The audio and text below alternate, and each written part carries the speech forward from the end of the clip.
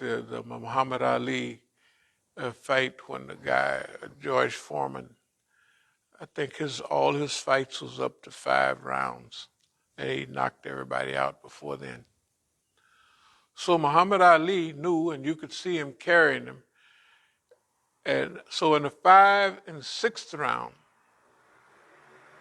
I think he took him out in the 8th round. But by the 6th and 7th round, what's the name was just like washing windows. He wasn't hurting Muhammad Ali at all. So now all he has to do is think, when will I take him out? And he did. Because he was in charge of that. Now, what everybody thought about it, if you listened to it, and if you even watched it, you would think that is a terrible beating. I was in the penitentiary when I heard of McNeil Island. It sounded terrible. I mean, just listening to that, and Farman hits him. Oh, he hits him. Oh, he hits him. And he was doing a rope-a-dope. And although Muhammad Ali said when he would hit him in the elbow sometime, he could feel it all over his body. You ever hear that? But no, he could, that's the way, remember now, okay, if you take Ali and Joe Frazier, one is 99 and the other is 100. But you see how 99 would fight Muhammad Ali? When they fought in the Thrilla in Manila, Muhammad Ali said, cut these gloves off. He was ready to say, I quit, no more. Yeah, did you see that? He was so tired in that heat, and Joe Frazier was with him. But look what George Foreman did to Joe Frazier. Joe Frazier walked out of there going to do that stuff, and woof, woof, woof. And that was it. The point I'm saying is, if you fight your fight. We have been fighting Bossman, our fight, and we never became anxious about it. We just planned ahead. But now we're living in a different time. We're living in a time when we don't know, nobody knows, but Bossman may be getting short on time. So we have to increase. Now, what are we talking about increasing? So we're saying the Bossman is now, Bossman has to furnish us right now, just $1 million for working capital, just $1 million. And then we'll negotiate about,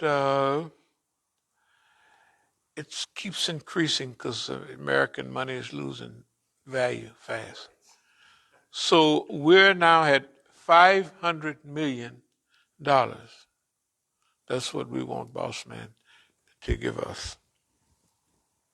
We can negotiate that, but we want $1 million right away because we got stuff to do, and you know what I mean. And whatever we negotiate, we'll stick by that. Why would we do something like that? I have a picture of, this is a playbook, South Africa, right? This is, actually it was a magazine. This is a magazine that they put out. But I just got these staples and a copy of it. And these are girls at a Muslim school. None of them are Muslims. They all wearing hijab and everything. They're black students, and the Muslims run this school. So I talked to my daughters.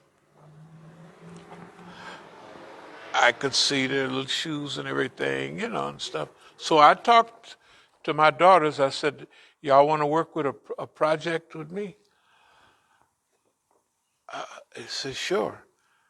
And I showed them the picture. I said, we'll raise about $10,000 and we'll go over and we'll let these kids here, these girls, have a spending spree. In other words, they could spend what would be like equivalent to, let's say, $100, which would be a ton. They could buy shoes, outfit. And so I was telling the South African guys, the Indian guys. I said, what's up? Don't do that. That won't help. That won't do. No, no, no, no. I'm going to just speed up. They didn't want the girls to know that somebody outside of those people cared anything about them, and especially was ready to spend money on them. They didn't want us to gain stature amongst these girls. And when we saw them, that's automatic. Hey, these are homegirls. Shoot, $100 a piece in South Africa? At least $100 a piece, right? So I said, my daughter, y'all want to go over? We get you over, and then we'll buy. We'll take 10 a day and go out and shopping. No, it'll destroy their. I said, this will help their self-image more than. I said, yeah, you're doing all that. That's good. But we know what our people need. Just imagine a girl has never had any, nobody care anything about them, and some Negroes from over there come and they every time they look at their new shoes and their little outfit in the mirror, they'll think about us. And they'll think somebody cares about me. And they'll look in the mirror and imagine the fun they're going to have. 10 of them a day, or maybe 20 if they can get 2 shifts. They're going to go and they're going to shop, and this is the money. We change it to rands, and they can get, they can get what they want. We don't want to make them, but we want them to spend it wisely, but they don't have to. They don't have to. Okay, so every time they look in the mirror, right, and the Indians of South Africa saying, that's not going to help them. I say self-esteem helps everybody. You know what I mean? To feel good about yourself helps everybody. If you got shoes that are run over, everybody feels bad about that. Or holes in your shoes, every one of them is from a township. And they never even thought about nothing like that with all the money they have. Now, you got to remember, these are big, fat, rich guys. And I want to bring all of them into this. And I'll try to be brief. Y'all heard what Dr. Kaleem Siddiqui said. Okay. That was at a big conference and they all heard it. To me, it's just like Gadir Qum when the Prophet said about, right? About Ali. Everybody heard it, but did nobody act on it, right? Everybody heard it. And everybody knew what it meant. He's getting ready to pass away, and out of all the people he knows, because see, he got in the car and he rode to the airport with Sister Bahia and myself. And Sister Bahia kept asking, what was he trying to say? I don't know what he's trying to say. Because the driver, Dr. Kaleem Siddiqui, and me, why was he doing that with me? And he know. What about all the other brothers? All the speeches, all the programs we've had all over the world. Why is he focused on me? Because he know he's getting ready to pass away. I mean, the doctors and told him, you go to South Africa, you won't be back here. And technically the doctor was right. But I looked at the brothers. Man, Dr. Kaleem Siddiqui had that big speech. Hey, man, he turned white and rocked back and forth. and the whole audience was doing it with him. Ooh, you hear that sound, and they thought he was getting ready to go because everybody knew his situation. Then he got himself together. But did the brothers give him any rest? No. Zafa Bangash and all of them. Come up to Botswana with us. Oh, I don't want to. I'll just take it easy here.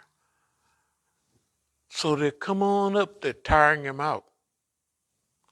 When a plane didn't come to the airport to pick us up, the richest man in Botswana has one of them flight services. So he sent one of his planes up to pick us up. It's only a 4-hour drive, so it's only an hour flight to, So they sent his personal plane to pick us up and pilot, and they took us on. And he was saying on the plane, I'm kind of tired. He was tired. 2 days after we left, we left on the 16th, on the 18th, he died right there where he was staying at. Okay. But everybody heard. These whole crews over there, these super rich South Africans, these crews from a tribe. It starts with M and ends with M. And their behavior changed. I mean, when the last time I was there, it was clear. I mean, this thing is so well coordinated. They knew I was getting ready to come to South Africa, so they sent a letter asking me to come to do a fundraiser for them. That's why I travel all over the place to prevent me from doing. Remember, I was talking about Australia. I was talking about South Africa. So, shoot, if I go around South Africa, I could raise $1 million easy. Simple. I don't know how much we raised for them, but they didn't need it, but we raised tons and tons of money. No problem.